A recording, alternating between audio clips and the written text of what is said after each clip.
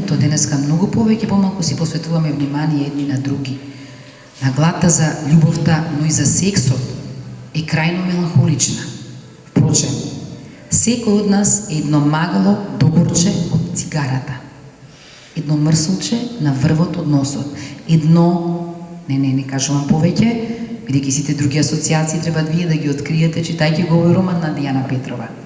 Можеби во таа смисла и ова нејзино првенче може да се чита и да се доживува во сенките на црното сонце. А знаеме дека сликата на црното сонце е можеби најсилната оксиморонска слика во светската и европската литература. А затоа тука најдобро е да се замолчи и да се остави нешто друго да кажат, нели, еве Ива да прочита и до некаде нешто да ви се обрати Дијана, а потоа да поминеме убави моменти во подпишувањето на книгата. Ви благодарам.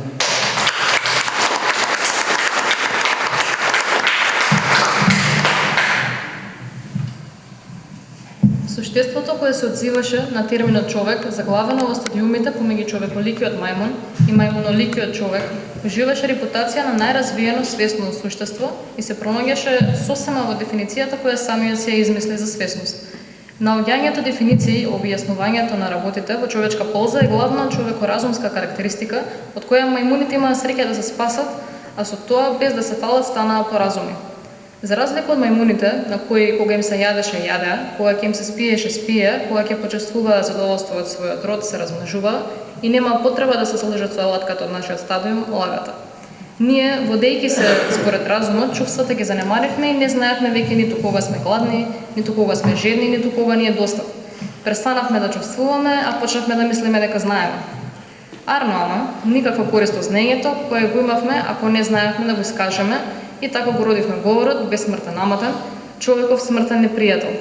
Мајмуните уште еднаш се насмеја, бидејќи во тоа што го одбија тие, ние пронадовме среќа. Утрото се разбудив со единствено чувство што ми даваше спокој и среќа, чувството на глад. И откако го задоволив инстинктивно и брзински, од што почувствував улеснување поради мојата поголема близкост со мајмунот, од што со суштеството човек тргнав.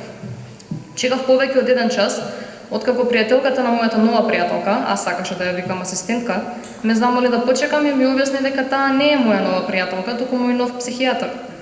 Тоа ме загрижи бидејќи еве како што ми објасни асистентката, терминот психијатар постои одамна, не е од сега, а јас дури денес дознав дека постои нов термин за пријателство. Ми објасни исто така дека разликата помеѓу асистентката и психијатрот е пак во стадиуми, поточно во неколку испити. Таа како асистентка може само да ме упати каде треба да дадам пари, не и да ми ги земе. Кога конечно влегов собата на мојата пријателка со модерно име, за да се осигурам дека таа навистина ме разбра, ја прашав дали мисли дека единствена разлика помеѓу човеколикиот мајмун и мајмуноликиот човек е човековата висока разумност. Таа се изнасме и ми нарече луд, а тоа ми беше умилен термин, кој често го слушав упатен кон мене кога бев надвор. Така ми стана умилена пријателка. Ми објасни дека единствената разлика меѓу овие два вида е што мајмунот не плаќа сметки, а човекот плаќа. Што мајмунот со мирис се го обележува местото на живење, а човекот со пари. Тогаш ми олесна. Јас бев се уште мајмун, не бев човек. Таа радост ме натера да скокам низ незината соба и да испуштам звуци спротивни на говорот, се додека двајца луѓе кои често ми помагаа да стигнам до мојата соба кога ќе се изгубев, не влегоа да ме смират. Слушав само гласови кои се извинуваат на мојата нова пријателка, што тоа е се случило на незиниот прв работен ден во болницата за душевни болести при... И потоа тишина каква што можеше да има само кај мајмуните, не и кај луѓето додека спијат. Сега предпоставувам јас треба нешто да кажам. Прво добар ден и од мене. Нема да думам на делчевски за да не разберат гостите од Скопје да не мислат дека ги оговараме. Многу ми е драго сите што сте тука. Драго ми е ние што сме тука. Многу голема желба ми беше Весна и Ева да го видат Делчево и многу ми е мило што таа желба многу брзо се исполни. Бидејќи не е важно до каде ќе стигне да порасне цветот, бидејќи ако не се грижиш за корените, тој цвет многу брзо ќе се скапе. А моите корени се тука во Делчево. Прво сакам да изразам голема благодарност до Симона Постоловски, до незиното семејство за поддршката која што ни ја даде за да бидеме тука. Голема благодарност до Даниела Такева и Елаба Иленден за организацијата, до Валери Спасевски за неговото споделување за мојата книга, до мојата учителка Маријана, која што ми беше учителка во основно училиште и која што можеби беше првата личност поради која ми се создаде љубовта кон пишувањето па и кон книжевноста. Сакам да изразам благодарност за сите што сте овде, бидејќи немаше потреба да бидеме ние овде ако не знаев дека ќе бидете присутни вие тука и многу ми значи. Книгава немаше да постои без поддршка на некои луѓе. Буквално позади мене имаше цела војска луѓе што бдееја и се уште бдеат над мене со нивната поддршка и трпение. Ќе почнем од мојата професорка Весна Мојсова Чепишевска, која што ми беше професорка додека студирав. После студирањето како подарок ми ја даде незината поддршка и идеја за посериозно пишување. И причината поради која што мислам дека оваа книга е успешна е токму поради Весна, бидејќи едноставно кога Весна ќе каже нешто не можете да не ја верувате. Благодарност сакам да искажам и до Ива, која што се погрижи за корицата и исто така и за промоцијата за мојата книга. За книгата не сакам да зборувам многу, доволно кажаа Весна и Ива. Само се надевам дека ќе ве допре со работите кои што ме допреа мене да ја напишам и ќе ви инспирираат на некој начин да бидеме подобри луѓе, бидејќи на тоа се сведува, да бидеме подобри луѓе. Ќе зборувам малку можеби за желбата, бидејќи верувањето во желбата ме доведе до овде. Можеби вие не го доживувате тоа како не знам, кој знае каков успех, но јас го доживувам како успех, бидејќи и учителката Маријана сигурно знае дека желбата за пишување постојано ја носи со мене како што растев. Растеше и таа желба за пишување, се додека не созре, нели, не се исполни пред речиси 1 месец. Така што мислам дека на тоа се сведува животот, да имаме постојано желби, бидејќи тие му даваат смисла на животот, да бидеме подобри луѓе, да имаме трпение, да имаме почит и љубов. И бидејќи тие се работи што сте незаменливи и мислам дека тие се единствени работи кои што се вистински рецепт за среќа. Сето друго е заменливо и минливо. Така што имајте желби и верувајте во нив, бидејќи навистина се исполнуваат. Ви благодарам уште еднаш од мене што сте овде.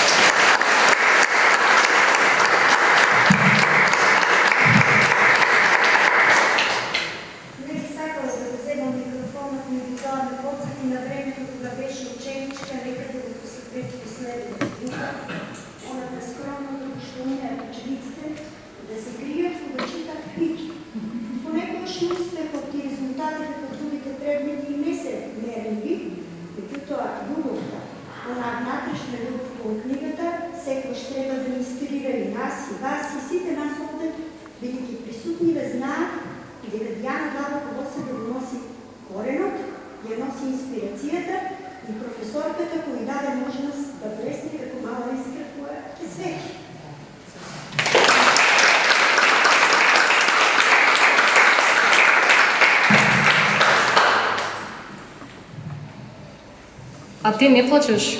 Го прашав црвенувајќи се од вулканската лава која ми доаѓаше во образите. Ми раскаже дека плаче. Сите во таа куќа плачат, не може да не плачат. Со тоа светот живее сега, во тоа сме сите исти. Но по тоа што сме сите исти, во тоа и највеќе се разликуваме. Раскажувајќи ми почна да го трие делот под очите и устните почна да се познаваат. Ја криеме со златен прав, ми објасни.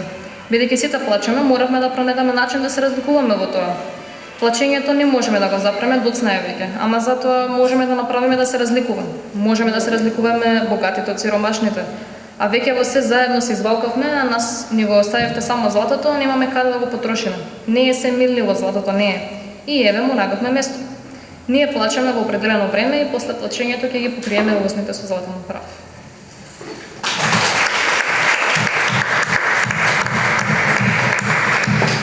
Благодарам на сите уште еднаш за присуството.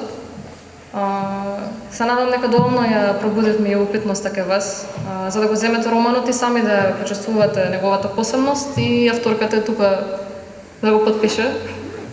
До следно гледање. Фала ми се.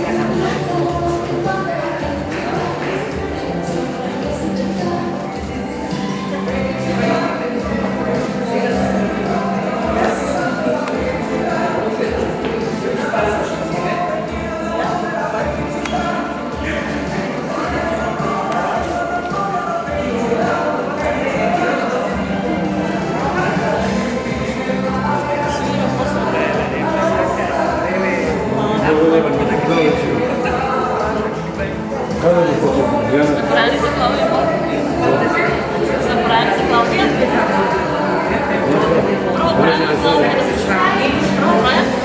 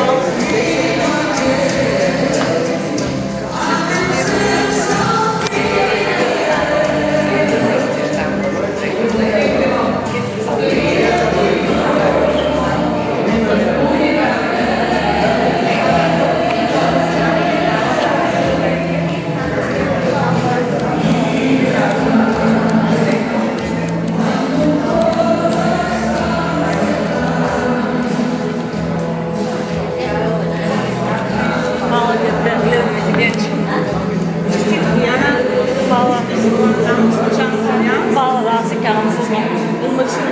Da, da.